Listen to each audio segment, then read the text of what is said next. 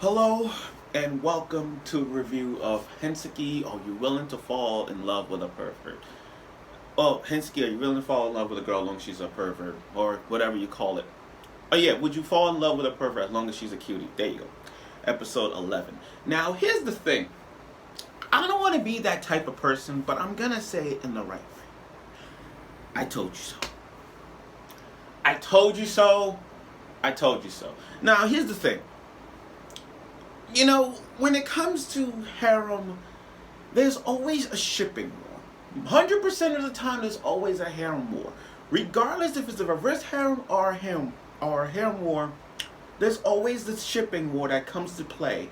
And the first thing you do that we, as anime fans, argue and argue and argue, debating about who we ship with who. Take Nisekoi, for example. When you look at Nisekoi, I was Team Onodera all the way. I was Team Onodera all the way. And I said to myself, Onodera is going to be with the main character. But I'm freaking mad that Chitoge, God forbid, I don't know why, I finished Nisekoi, but seriously, Chitoge was even like my second best choice. She was like third. But the main character picked Chitoge, and Chitoge won this whole shipping war that lasted Nisekoi for years. Take Monster Misune, for example. Out of all the six, I'd rather have the main character ship with Shintaro. Like this, the horse girl. I'd rather have the ship that. That's dead. Or how about a shipping that ended and we knew who it was going to be? Kiss Him, Not Me. You know that reverse harem anime about the girl who's otaku, like boy love, but then all the four boys have a crush on her, that kind of thing. And we found out, I can't spoil it for someone who hasn't read it, but we get the idea of how that shipping war ended. She ended up with the other guy. But what I'm trying to say is, some wars have pros and cons. And sometimes we take the L or W. Now when I look at, would you love a pervert as long as she's a cutie? It's just that episode 11, y'all thought that it was all the other girls, but no one never thought the quiet girl could win. It's always sometimes the quiet girl. So when I look at episode 11, we had a beach episode. And I said last week it was a beach episode. Episode 11, this episode, we had the beach episode. And boy, they look so good. I mean, I could rate them right now, just walking, looking at them in their swimsuits. It was downright good. I mean, literally, Sayuki in a swimsuit, 10 out of 10. Koga, for all you Koga fans out there, I mean, she does look good in the swimsuit, but no, she's like a little sister type thing. So no, I'm not gonna. She's like a 7. Nanjo, for a manga artist body like that, she could get it. I give it like a 9. But when you look at Mizuha, main character sister, that's like a 9.5. So I gave her that. They got a good taste. Good body just though. Not good body though. So he got tickets to the beach, and I said it before, he's gonna invite all the girls there just to find out, because that's his order. He just wanted to do it because he wanted to. But he wants to get to know the secret of the white panties, because if you remember last week, he had a photo frame and it says 5:30 p.m. So that gives his mind like, wait a minute, somebody was there at 5:30 p.m. at the time who got the panties. So now he knew what to expect. He knew that going to the beach was the only way to find out who's the owner of the white panties was. And the mystery was going to be solved. So as you look down the list, they had some good fan service, we got some good fan service, but the most important episode was the part when we found out the owner. But you gotta leave it to Koharu to try to Otori, trying to make this contest to find out who's more attractive, that kind of thing. And I like how they put it in order based off of the girls that he met. I mean, Sayuki, then Koga, then Nanjo, then Mizuha. And they put it in order, but still, Koga got more points than Mizuha? Koga got more points than Sayuki? That is not right. It should have been the other way around. That should have been great. I also like the part that Keiki picked out swimsuits based off their desire. That is class. That is class, I mean, literally, this main character is like, he's pulling all the strings. The pick out outfits that they have, that their desires are based off their desire, personality, that is really great. Now that Mizuha won, it was kind of obvious who was the owner of the white panties to begin with.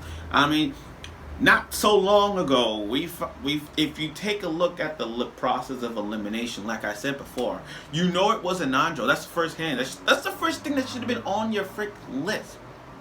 Nanjo wasn't even on the. To me, Nanjo wasn't even like the fan favorite team Nanjo or whatever to be that person to say, oh, she's on the white panties.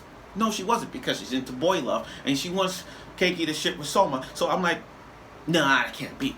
Even though she's tsundere-ish, even though she's a tsundere that's just toying with them, still no. And then you just look at the smell fetish and you know her, she wasn't even that close to it. I mean, Aino, that's her name, Aino? Yeah, you know Aino wasn't even that close, but she has a smell fetish. But it's like, okay, she couldn't wear white panties. Like, she probably wear his boxers, but no. And then you're like, okay, we're down to like the main girls. People thought it was Koga or the Sayuki. Those were the two main girls. But they revealed their secrets throughout the previous episodes. So it's like, okay, there's only one girl left, and it's always the quiet girl, and it's Mizuha. So when he sat down waiting for Mizuha, he just did something like no guy should ever done. He just whoosh, lift up Mizuha's dress and saw the white panties. And he knew for a fact, matter of fact, he knew that the timing was perfect. He just knew that it was the timing, the whole plot twist going on, that it was actually Mizuha. And not only that, he just knew that, okay, going to this place was going to the going to the swimming pool was a good idea. Going to the trip was a good idea, because remember, when you go to a pool, you change your clothes. And you change back in your clothes. You change your swimsuit, then you change back. So he had that clear mind. Okay, whoever wear those white panties, I could tell just by doing that. So his plan was good from the start. Matter of fact, his plan was good from the beginning, when they show a flashback of him taking out and remove the card, and then they said, it could have been that, because it's like, if you take out the first person off your list, then that person is the Cinderella.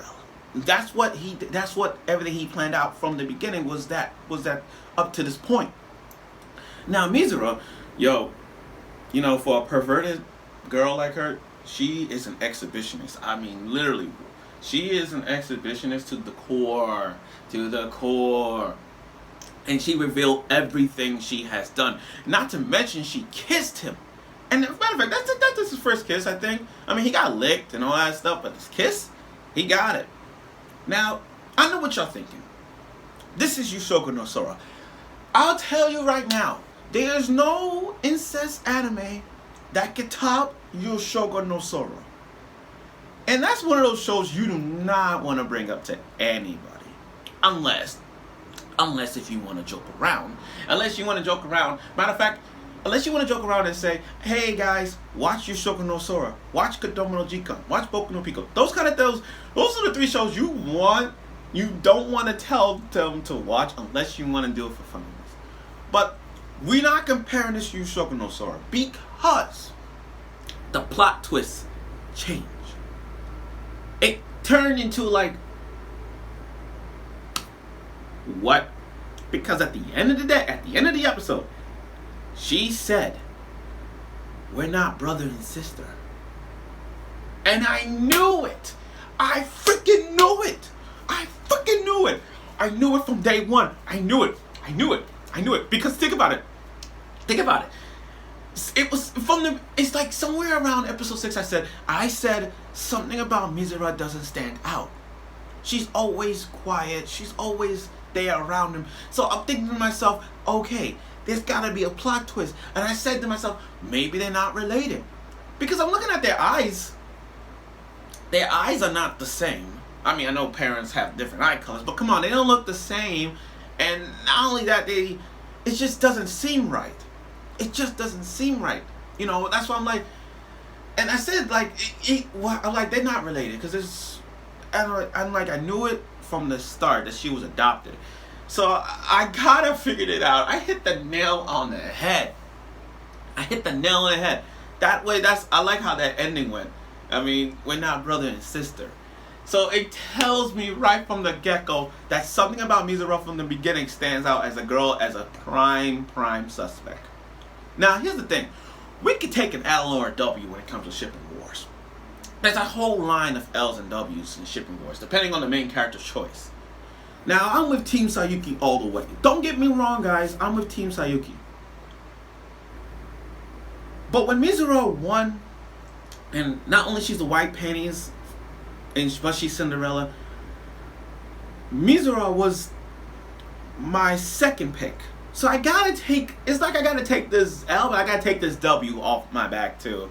Because the fact that she was my second choice of prime suspects. The prime suspects I picked for top 3 was Sayuki, Mizuha, and then Nanjo. Those were like the top three suspects of my choice for owners of the white panties. And looking at this episode, I kind of give Mizuha props. Props, that's what she did. Props of sneaking out, putting on white panties, and walk out of the classroom and lock the door. All those planned out. But you gotta give it to the main character props for planning this, for planning every opportunity just to find out the owner. Now to this part when we found out that they're not brother and sister. How will this work out? And this ain't Kiss X Sis. We ain't gonna put Kiss X Sis in this. This ain't Shimamano Testament. We ain't gonna put that into perspective. And it definitely ain't Yushoku no Sora. So with this new plot twist that's going around with that he's not related, how he's gonna handle it, I don't know.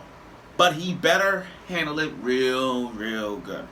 And the fact that he's not related to Mizuha, it tells you that there's gonna be. It's not weird in a sense. I don't think it is. But the fact is, now that you're not related to her, but she's living in your house, how will the main character handle the Cinderella prospect of this princess? So I look forward for next week, and next week is the last episode of this. So let's just see how we cope with the fact that the person that he's with is not the sister, but the owner of the white panties. So how are we gonna juggle these two concepts into one? So I look forward to next week's episode, the last episode of it, and I hope you will.